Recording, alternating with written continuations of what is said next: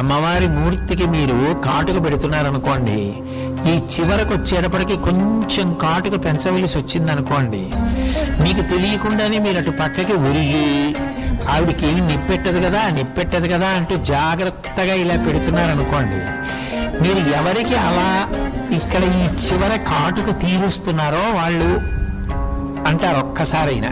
అప్పుడు మీ మీద ఆ కలగంటి చూపు పడిందా లేదా అంటే, అమ్మో కంటికి కాటుక పెడుతున్నా అది అమ్మవారి కన్ను, అంత గొప్ప కన్ను అన్న భక్తి యొక్క వ్యగ్రత చేత చెయ్యి వణకాలి.